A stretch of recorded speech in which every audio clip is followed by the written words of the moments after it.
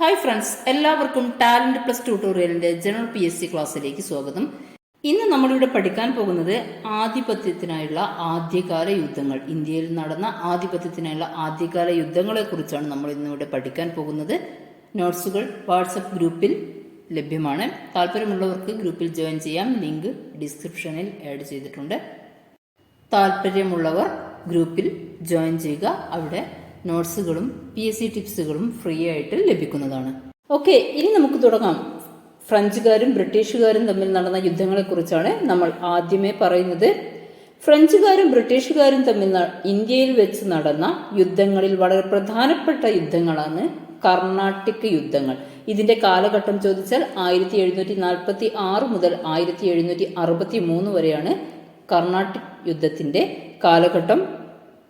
കർണാട്ടിക് യുദ്ധ പരമ്പരയിൽ 3 യുദ്ധങ്ങളായിരുന്നു ഉണ്ടായിരുന്നത്. ഒന്നാം കർണാട്ടിക് യുദ്ധം 1746 മുതൽ 1748 വരെയും, രണ്ടാം കർണാട്ടിക് യുദ്ധം 1749 മുതൽ 1754 വരെയും, അതേപോലെ തന്നെ മൂന്നാം കർണാട്ടിക് യുദ്ധം 1757 മുതൽ 1763 വരെയുമായിരുന്നു കർണാട്ടിക് യുദ്ധത്തിന്റെ കാലഘട്ടം. ഇനി നമുക്ക് ഒന്നാം കർണാട്ടിക് യുദ്ധത്തെക്കുറിച്ച് വിശദമായിട്ട് നോക്കാം. 1746 മുതൽ 1748 വരെയായിരുന്നു ഒന്നാം കർണാട്ടിക് യുദ്ധത്തിന്റെ ടൈം. യൂറോപ്പിലുണ്ടായ ആംഗ്ലോ ഫ്രഞ്ച് യുദ്ധത്തിന്റെ പരിണിത ഫലമായിട്ടായിരുന്നു ഈ യുദ്ധം നടന്നത്. യൂറോപ്പിലുണ്ടായിരുന്ന ആംഗ്ലോ ഫ്രഞ്ച് യുദ്ധത്തിന്റെ പരിണിത ഫലമായിട്ടായിരുന്നു ഒന്നാം കർണാട്ടിക് യുദ്ധം 1746 തുടങ്ങിയത്. ഇത് അവസാനിച്ചത് 1748 PSC ഇപ്പോൾ നടത്തിക്കൊണ്ടിരിക്കുന്ന എക്സാമുകളുടെ ക്വസ്റ്റ്യൻ പാറ്റേൺ അനുസരിച്ച് നമുക്കിതിന്റെ കാരണങ്ങളും എല്ലാം പഠിച്ചങ്ങ് പോകാം. കാരണം എവിടെയും ഒരു പോയിന്റ് നഷ്ടമാവരുത്. ഓക്കെ, യുദ്ധ കാരണം എന്തായിരുന്നു? ഇന്ത്യയിൽ വ്യാപാര കുത്തക നേടിയെടുക്കാനുള്ള ബ്രിട്ടീഷുകാരുടെയും ഫ്രഞ്ചുകാരുടെയും ശ്രമമായിരുന്നു ഈ യുദ്ധത്തിന്റെ പ്രധാനപ്പെട്ട കാരണം.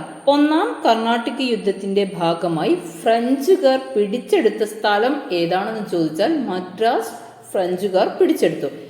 ഒന്നാം കർണാട്ടിക് യുദ്ധത്തിന്റെ ഭാഗമായി ഫ്രഞ്ചുകാർ മദ്രാസ് പിടിച്ചെടുത്തു. ഒന്നാം കർണാട്ടിക് യുദ്ധ സമയത്ത് ഫ്രഞ്ച് ഗവർണർ ആരായിരുന്നു? ഡ്യൂപ്ലെ. ഒന്നാം കർണാട്ടിക് യുദ്ധത്തിന്റെ സമയത്ത് ഫ്രഞ്ച് ഗവർണർ ആരായിരുന്നു എന്ന് ചോദിച്ചാൽ അത് ഡ്യൂപ്ലെ ആണ്. യുദ്ധം അവസാനിക്കാൻ കാരണമായ സന്ധി ഏതാണ്? എക്സ്-ലാ-ചാപ്പൽ, ട്രീറ്റി ഓഫ് എക്സ്-ലാ-ചാപ്പൽ ആണ് ഒന്നാം കർണാട്ടിക് യുദ്ധം അവസാനിപ്പിക്കാൻ കാരണമായ സന്ധി. 1748 ട്രീറ്റി ഓഫ് എക്സ്-ലാ-ചാപ്പൽ യുദ്ധം അവസാനിക്കാൻ കാരണമായ സന്ധി. ഒന്നാം കർണാട്ടിക് യുദ്ധം അവസാനിപ്പിക്കാൻ കാരണമായ സന്ധി ഏതാണെന്ന് ചോദിച്ചാൽ എക്സ്-ലാ-ചാപ്പൽ സന്ധി 1748. ഈ സന്ധി പ്രകാരം ബ്രിട്ടീഷുകാർക്ക് മദ്രാസ് തിരികെ ലഭിക്കുകയാണ് ഉണ്ടായത്. ഒന്നാം കർണാട്ടിക് യുദ്ധത്തിന്റെ കാലഘട്ടം ചോദിച്ചാൽ 1746 മുതൽ 1748 വരെ. കാരണം ഇന്ത്യയിൽ വ്യാപാര കുത്തക നേടിയെടുക്കാനുള്ള ബ്രിട്ടീഷുകാരുടെയും ഫ്രഞ്ചുകാരുടെയും ശ്രമം. ഒന്നാം കർണാട്ടിക് യുദ്ധത്തിന്റെ ഭാഗമായി ഫ്രഞ്ചുകാർ മദ്രാസ് പിടിച്ചെടുത്തു. എന്നാൽ ഈ ഒന്നാം കർണാട്ടിക് യുദ്ധം അവസാനിപ്പിക്കാൻ കാരണമായ സന്ധി 1748 എക്സ്-ലാ-ചാപ്പൽ സന്ധിയാണ്. ഈ സന്ധി പ്രകാരം ബ്രിട്ടീഷുകാർക്ക് മദ്രാസ് തിരികെ ലഭിക്കുകയാണ് ഉണ്ടായത്. ഇനി നമുക്ക് നോക്കാം രണ്ടാം കർണാട്ടിക് യുദ്ധം. രണ്ടാം കർണാട്ടിക് യുദ്ധം പ്രധാന കാരണം ചോദിച്ചാൽ ഹൈദരാബാദിലും കർണാടകയിലും ഉണ്ടായ പിന്തുടർച്ച അവകാശ തർക്കമാണ് രണ്ടാം കർണാട്ടിക് യുദ്ധത്തിലേക്ക് നയിക്കാനുണ്ടായ പ്രധാനപ്പെട്ട കാരണം. ഈ രണ്ടാം കർണാട്ടിക് യുദ്ധം നടന്ന സമയം, അതായത് കാലഘട്ടം ഏതാണെന്ന് ചോദിച്ചാൽ 1749 മുതൽ 1754 വരെയാണ് രണ്ടാം കർണാട്ടിക് യുദ്ധത്തിന്റെ കാലഘട്ടം. യുദ്ധത്തിന്റെ ഫലമായി ബ്രിട്ടീഷ് സൈന്യം ആർക്കോട്ട് പിടിച്ചെടുത്തു. യുദ്ധത്തിന്റെ ഫലമായി രണ്ടാം കർണാട്ടിക് യുദ്ധത്തിന്റെ ഫലമായി ബ്രിട്ടീഷ് സൈന്യം പിടിച്ചെടുത്ത സ്ഥലം ഏതാണെന്ന് ചോദിച്ചാൽ അത് ആർക്കോട്ടാണ്. യുദ്ധം അവസാനിപ്പിക്കാൻ ഇടയായ ഉടമ്പടി ഏതാണെന്ന് ചോദിച്ചാൽ പോണ്ടിച്ചേരി ഉടമ്പടി. 1754 പോണ്ടിച്ചേരി ഉടമ്പടി പ്രകാരമാണ് രണ്ടാം കർണാട്ടിക് യുദ്ധം അവസാനിച്ചത്. രണ്ടാം കർണാട്ടിക് യുദ്ധത്തിന്റെ കാലഘട്ടം 1749 മുതൽ 1754 വരെയാണ്. ഇനി നമുക്ക് നോക്കാം മൂന്നാം കർണാട്ടിക് യുദ്ധം. മൂന്നാം കർണാട്ടിക് യുദ്ധം 1757 തുടങ്ങി 1763 അവസാനിച്ചത്. ഇംഗ്ലണ്ടും ഫ്രാൻസും തമ്മിൽ 1756 ആരംഭിച്ച സപ്തവത്സര യുദ്ധത്തിന്റെ അനന്തരഫലമായിരുന്നു മൂന്നാം കർണാട്ടിക് യുദ്ധം. മൂന്നാം കർണാട്ടിക് യുദ്ധത്തിന്റെ പശ്ചാത്തലം ചോദിച്ചാൽ ഇംഗ്ലണ്ടും ഫ്രാൻസും തമ്മിൽ 1756 ആരംഭിച്ച സപ്തവത്സര യുദ്ധത്തിന്റെ അനന്തരഫലമായിട്ടായിരുന്നു മൂന്നാം കർണാട്ടിക് യുദ്ധം ആരംഭിച്ചത്. ഇതിന്റെ കാലഘട്ടം ഞാൻ പറഞ്ഞു, 1757 മുതൽ 1763 വരെ. ഇത്രത്തോളം വിശദമായിട്ട് പറയുന്നത് കാരണം നമുക്ക് ഡിസ്ക്രിപ്റ്റീവ് ടൈപ്പിലുള്ള എക്സാമാണ് ഇപ്പോൾ നടന്നുകൊണ്ടിരിക്കുന്നത്. എവിടെ നിന്ന് ചോദ്യം വരും എന്ന് പറയാൻ പറ്റില്ല. അതുകൊണ്ട് വീഡിയോ സ്കിപ്പ് ചെയ്യാതെ മുഴുവനായും കാണാൻ ശ്രമിക്കുക. ഓക്കെ, യുദ്ധത്തിന്റെ ഫലമായി ഫ്രഞ്ചുകാർ സെന്റ് ജോർജ് കോട്ട പിടിച്ചെടുക്കുകയാണ് ഉണ്ടായത്. യുദ്ധത്തിന്റെ ഫലമായി മൂന്നാം കർണാട്ടിക് യുദ്ധത്തിന്റെ ഫലമായി ഫ്രഞ്ചുകാർ സെന്റ് ജോർജ് കോട്ട പിടിച്ചെടുത്തു. 1760 വാണ്ടിവാഷ് യുദ്ധത്തോടെ ഫ്രഞ്ചുകാർ ബ്രിട്ടീഷുകാരുടെ മുന്നിൽ പരാജിതരാകുകയാണ് ഉണ്ടായത്. 1763 പാരീസ് ഉടമ്പടിയോടെ മൂന്നാം കർണാട്ടിക് യുദ്ധം അവസാനിച്ചു. മൂന്നാം കർണാട്ടിക് യുദ്ധം അവസാനിച്ച ഉടമ്പടി ചോദിച്ചാൽ പാരീസ് ഉടമ്പടിയാണ്. അത് 1763 വാണ്ടിവാഷ് യുദ്ധം 1760 നടന്നത്. ഫ്രഞ്ച് അധിനിവേശം ഇന്ത്യയിൽ അവസാനിപ്പിക്കാൻ കാരണമായ യുദ്ധമാണ് വാണ്ടിവാഷ് യുദ്ധം. വാണ്ടിവാഷ് യുദ്ധം നടന്നത് തമിഴ്നാട്ടിലാണ്. തമിഴ്നാട്ടിലെ വന്തവാസി എന്ന പട്ടണത്തിലാണ് വാണ്ടിവാഷ് യുദ്ധം നടന്നത്. വാണ്ടിവാഷ് യുദ്ധത്തിൽ ബ്രിട്ടീഷ് സൈന്യത്തെ നയിച്ചത് സർ ഐൻക്യൂട്ടും ഫ്രഞ്ച് സൈന്യത്തെ നയിച്ചത് കൗണ്ട് ഡി ലാലിയും ആയിരുന്നു. വാണ്ടിവാഷ് യുദ്ധത്തിൽ ബ്രിട്ടീഷ് സൈന്യത്തെ നയിച്ചത് ആരാണ്? സർ ഐൻക്യൂട്ട്. അതേപോലെ തന്നെ ഫ്രഞ്ച് സൈന്യത്തെ നയിച്ചത് കൗണ്ട് ഡി ലാലി. ഓക്കെ, ഈ ചോദ്യങ്ങൾ, അതായത് കർണാട്ടിക് യുദ്ധത്തെക്കുറിച്ചുള്ള ചോദ്യങ്ങൾ സെറ്റായല്ലോ.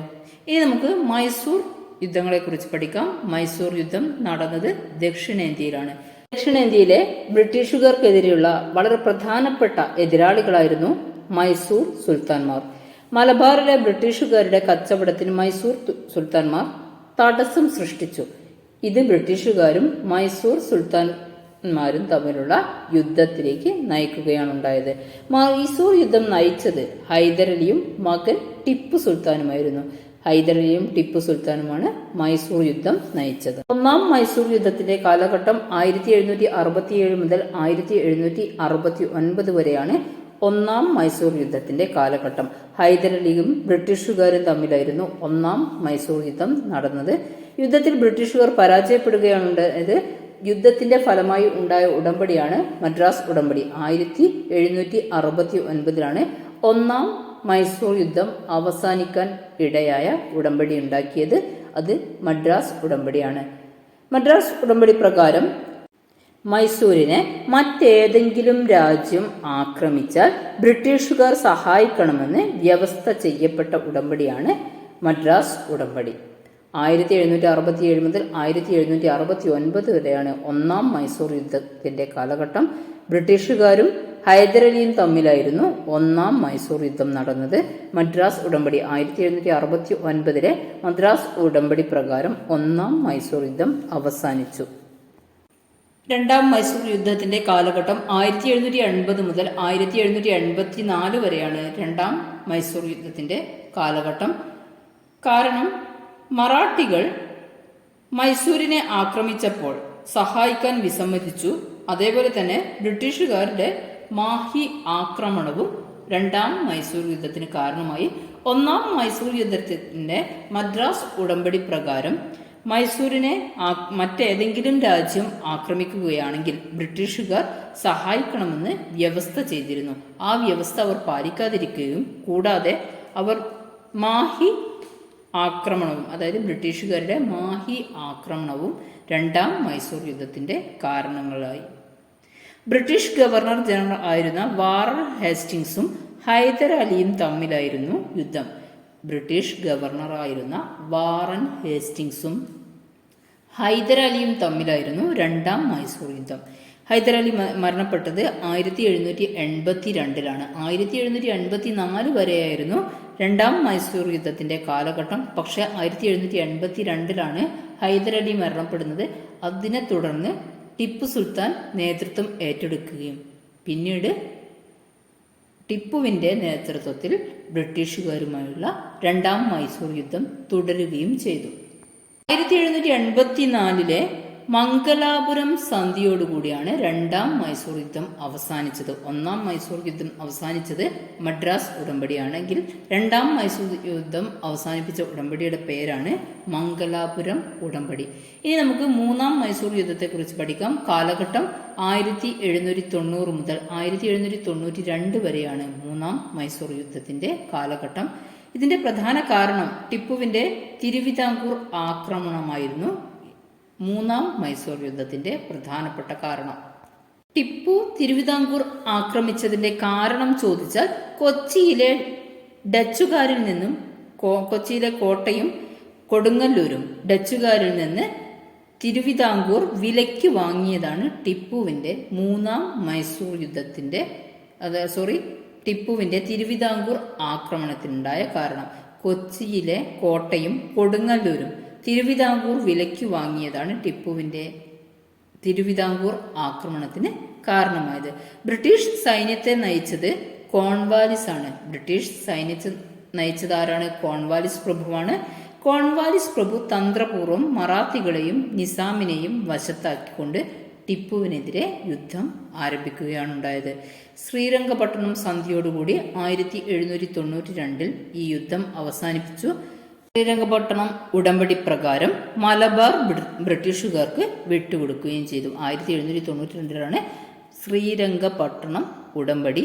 മൂന്നാം മൈസൂർ യുദ്ധത്തിന്റെ അവസാനം ശ്രീരംഗപട്ടണം ഉടമ്പടിയോടുകൂടിയായിരുന്നു. ഇതിൽ മലബാർ ബ്രിട്ടീഷുകാർക്ക് വിട്ടുകൊടുക്കണമെന്ന് വ്യവസ്ഥ ചെയ്തു. ഉടമ്പടി അനുസരിച്ച് ടിപ്പു തന്റെ രാജ്യത്തിന്റെ പകുതി ബ്രിട്ടീഷുകാർക്ക് വിട്ടുകൊടുത്തു. 330 ലക്ഷം രൂപ നഷ്ടപരിഹാരം നൽകാനും നിർബന്ധിതനായി. ഡിണ്ടിഗൽ, മലബാർ എന്നീ പ്രദേശങ്ങൾ ബ്രിട്ടീഷുകാരുടെ അധീനതയിലായ യുദ്ധം ഏതാണെന്ന് ചോദിച്ചാൽ അത് മൂന്നാം മൈസൂർ യുദ്ധമാണ്. തുംഗഭദ്ര ദേശത്തെ പ്രദേശങ്ങൾ മറാത്തക്കാർക്ക് വിട്ടുകൊടുക്കേണ്ടതായും വന്നു. ടിപ്പു തുംഗഭദ്ര ദേശത്തെ പ്രദേശങ്ങൾ മറാത്തകൾക്ക് വിട്ടുകൊടുക്കേണ്ടതായി വന്നത് മൂന്നാം മൈസൂർ യുദ്ധത്തോടു കൂടിയാണ്. കൃഷ്ണ നദി മുതൽ പെണ്ണാർ വരെയുള്ള പ്രദേശങ്ങൾ നിസാം കൈവശപ്പെടുത്തി.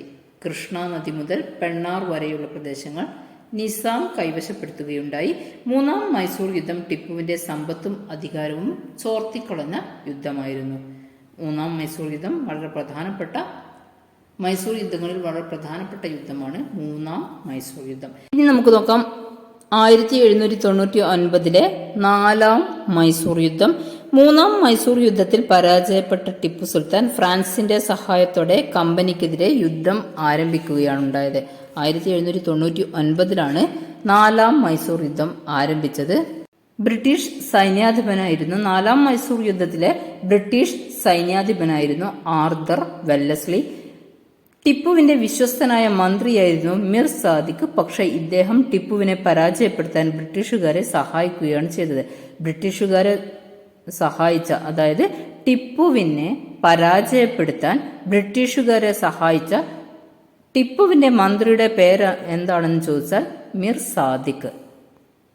1799 മെയ് 4 നാലാം മൈസൂർ യുദ്ധത്തിൽ ടിപ്പു വധിക്കപ്പെട്ടു.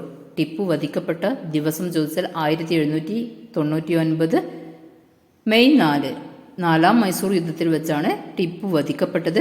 ടിപ്പുവിനെ മൈസൂർ കടുവ എന്നറിയപ്പെട്ടു. ടിപ്പുവിനെ അറിയപ്പെടുന്ന പേരാണ് മൈസൂർ കടുവ. ടിപ്പു സുൽത്താൻ ഇന്ത്യയിൽ ആദ്യമായി റോക്കറ്റ് സാങ്കേതിക വിദ്യ ഉപയോഗിച്ചു. ഇന്ത്യയിൽ ആദ്യമായി റോക്കറ്റ് സാങ്കേതിക വിദ്യ ഉപയോഗിച്ച് പടനയിച്ച സുൽത്താൻ ആരാണെന്ന് ചോദിച്ചാൽ അത് ടിപ്പു സുൽത്താനാണ്. പുതിയ നാണയ സംവിധാനം, മിലാദി കലണ്ടർ, പുതിയ ഭൂനികുതി വ്യവസ്ഥ എന്നിവ നടപ്പിലാക്കിയത് അനുകൂലിച്ചുകൊണ്ട് സ്വാതന്ത്ര്യത്തിന്റെ മരം അഥവാ ലിബർട്ടി നട്ട് പിടിപ്പിച്ച ഇന്ത്യൻ രാജാവ് ആരാണെന്ന് ചോദിച്ചാൽ അത് ടിപ്പു സുൽത്താൻ ആയിരുന്നു. ജക്കോബിയൻ ക്ലബിൽ അംഗമായ ഭരണാധികാരിയാണ് ടിപ്പു സുൽത്താൻ. ജക്കോബിയൻ ക്ലബിൽ അംഗമായ ആദ്യ ഭരണാധികാരിയാണ് ടിപ്പു സുൽത്താൻ. ജീവിതം മുഴുവൻ ആടിനെ പോലെ ജീവിക്കാതെ ഒരു ദിവസമെങ്കിലും സിംഹത്തെ പോലെ ജീവിക്കണം എന്ന് പറഞ്ഞ വ്യക്തി ആരാണെന്ന് ചോദിച്ചാൽ അത് ഉത്തരം ടിപ്പു സുൽത്താനാണ്. ജീവിതം മുഴുവൻ ആടിനെ പോലെ ജീവിക്കാതെ ഒരു ദിവസമെങ്കിലും സിംഹത്തെ പോലെ ജീവിക്കണം എന്ന് പറഞ്ഞ വ്യക്തിയാണ് ടിപ്പു സുൽത്താൻ. 1799 4ാം മൈസൂർ യുദ്ധത്തിൽ വെച്ചാണ് ടിപ്പു സുൽത്താൻ വധിക്കപ്പെടുന്നത്. അടുത്തതായി നമുക്ക് മറാത്ത യുദ്ധങ്ങളെ കുറിച്ച് നോക്കാം. 1ാം മറാത്ത യുദ്ധം, 2ാം മറാത്ത യുദ്ധം, 3ാം മറാത്ത യുദ്ധം എന്നിങ്ങനെ 3 തവണയാണ് മറാത്ത യുദ്ധങ്ങൾ നടന്നത്. ഈ മറാത്ത യുദ്ധങ്ങൾ നടന്നത് ബ്രിട്ടീഷുകാരും മറാത്ത വംശവും തമ്മിലായിരുന്നു.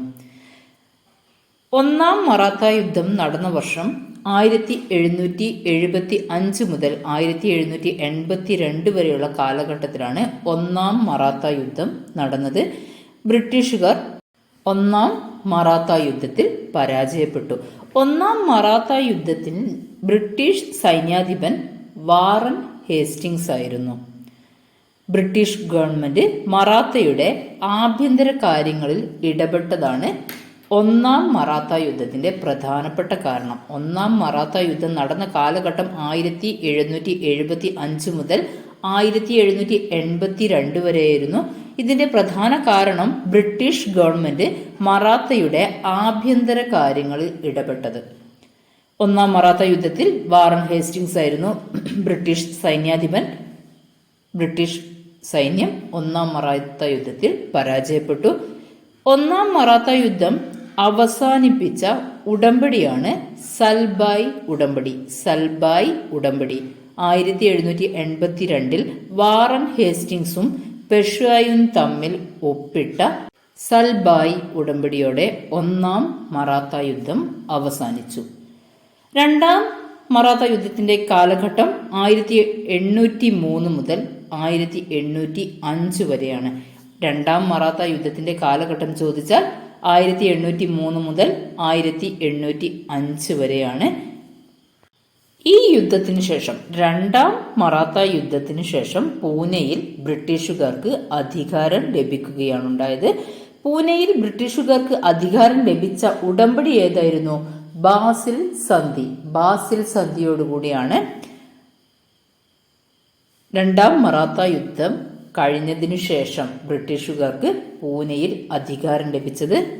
1802 പേഷ്വാ ബാജിറാവുവും ബ്രിട്ടീഷുകാരും തമ്മിൽ ഒപ്പിട്ട ബാസിൽ സന്ധിയോടെ പൂനെയിൽ ബ്രിട്ടീഷുകാർക്ക് അധികാരം ലഭിച്ചു. ബാസിൽ ഉടമ്പടി മഹാരാഷ്ട്രക്കാർക്ക് അനുകൂലമായിരുന്നില്ല. ബാസിൽ ഉടമ്പടി മഹാരാഷ്ട്രക്കാർക്ക് അനുകൂലമായിരുന്നില്ല എന്ന പോയിന്റ് കൂടെ നമ്മൾ ഓർമ്മയിൽ വെക്കണം. ആർതർ വെല്ലസ്ലിയുടെ നേതൃത്വത്തിലുള്ള ബ്രിട്ടീഷ് സൈന്യം അഹമ്മദ് നഗറും ഡക്കാനും പെട്ടെന്ന് തന്നെ കീഴടക്കി. 2ാം മറാത്ത യുദ്ധത്തിൽ ബ്രിട്ടീഷ് സൈന്യാധിപൻ ആരായിരുന്നു? Arthur Wellesley.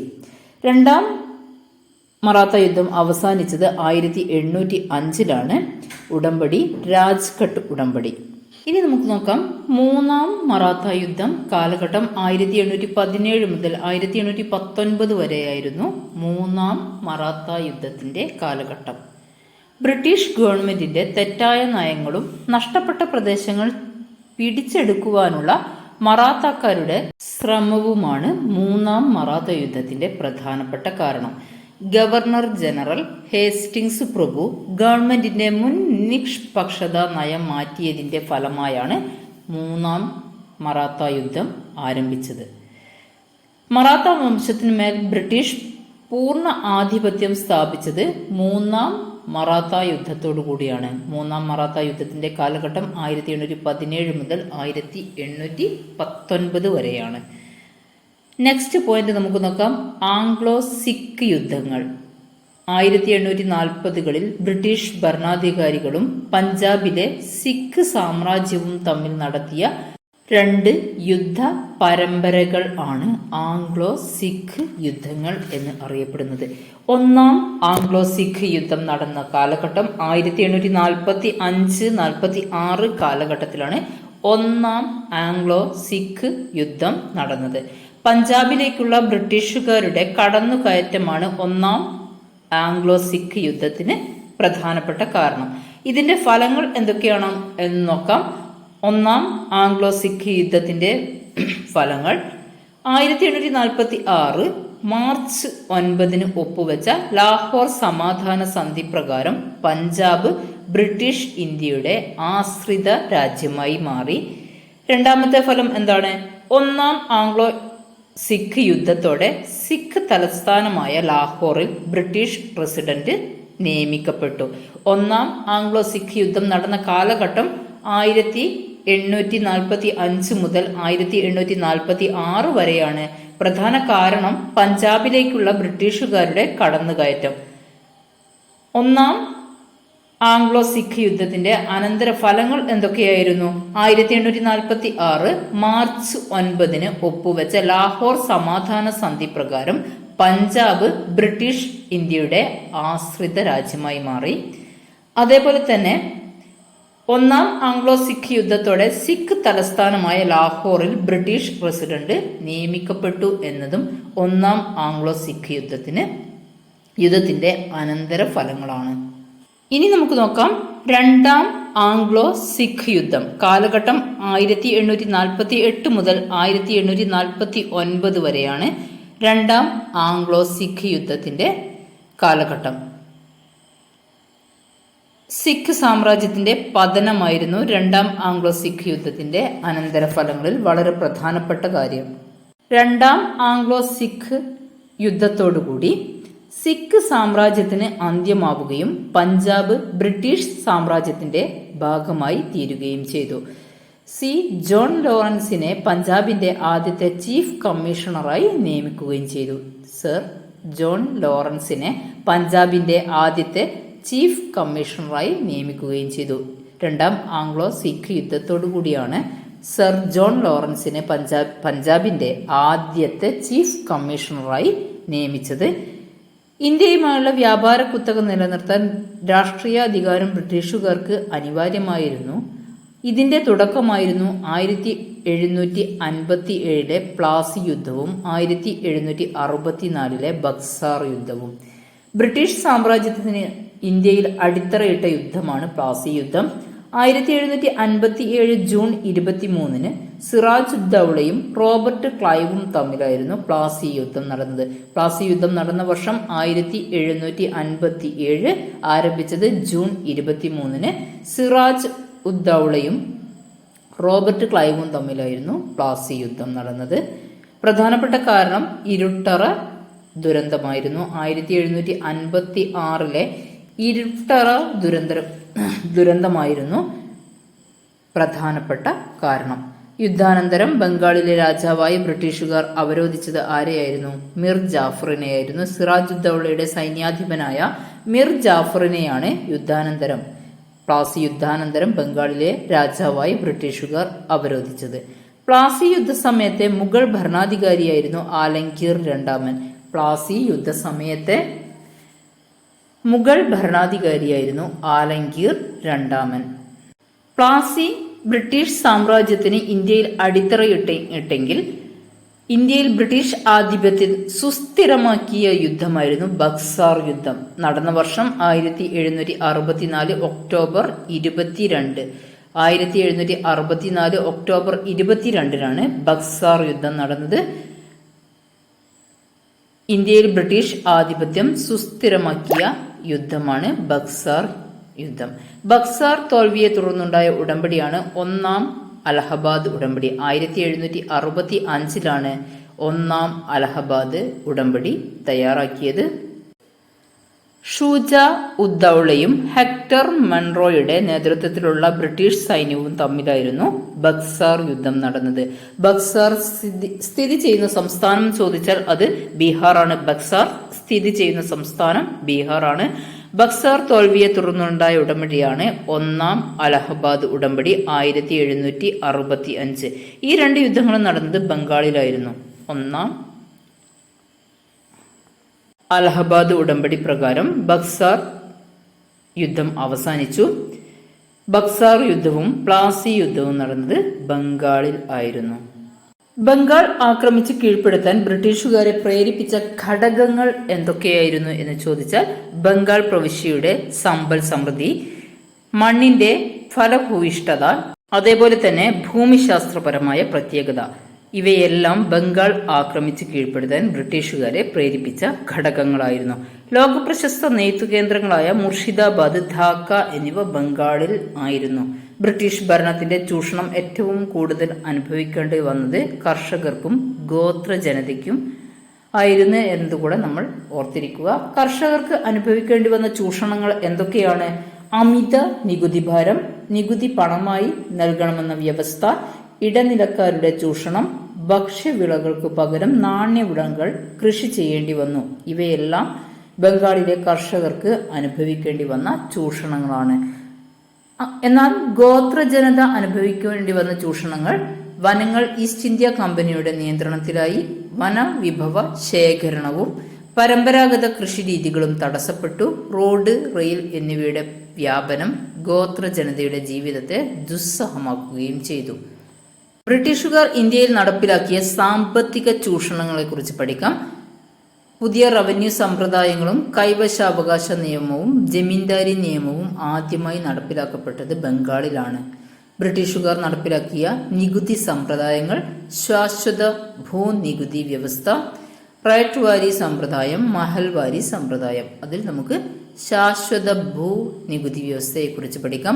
1793 ബംഗാളിൽ നടപ്പിലാക്കിയ പുതിയ ഭൂനികുതി സമ്പ്രദായമാണ് ശാശ്വത ഭൂനികുതി വ്യവസ്ഥ. കോൺവാലിസ് പ്രഭുവാണ് ശാശ്വത ഭൂനികുതി വ്യവസ്ഥ ബംഗാളിൽ 1793 നടപ്പിലാക്കിയത്. ശാശ്വത ഭൂനികുതി വ്യവസ്ഥയെക്കുറിച്ച് പറഞ്ഞുകൊണ്ട് നമുക്ക് ഈ ക്ലാസ് ഇവിടെ അവസാനിപ്പിക്കാം. ഇതിൻ്റെ സെക്കൻഡ് പാർട്ട് അടുത്ത ദിവസം തന്നെ അപ്ലോഡ് ചെയ്യുന്നതായിരിക്കും. നോട്ട്സുകൾക്കായി നിങ്ങൾക്ക് വാട്സപ്പ് ഗ്രൂപ്പിൽ ജോയിൻ ചെയ്യാവുന്നതാണ്. അതേപോലെ തന്നെ സബ്സ്ക്രൈബ് ചെയ്യാതെയാണ് എൻ്റെ ചാനൽ കാണുന്നതെങ്കിൽ സബ്സ്ക്രൈബ് ചെയ്യുക, കൂട്ടുകാരിലേക്ക് ഷെയർ ചെയ്യുക, ഇഷ്ടമായ ലൈക്ക് ചെയ്യുക. എല്ലാവർക്കും വിജയാശംസകൾ നേരുന്നു. വാട്സപ്പ് ഗ്രൂപ്പിൽ നോട്ടുകൾ ലഭ്യമാണ്. താല്പര്യമുള്ളവർക്ക് ഗ്രൂപ്പിൽ ജോയിൻ ചെയ്യാം. Okay, see U.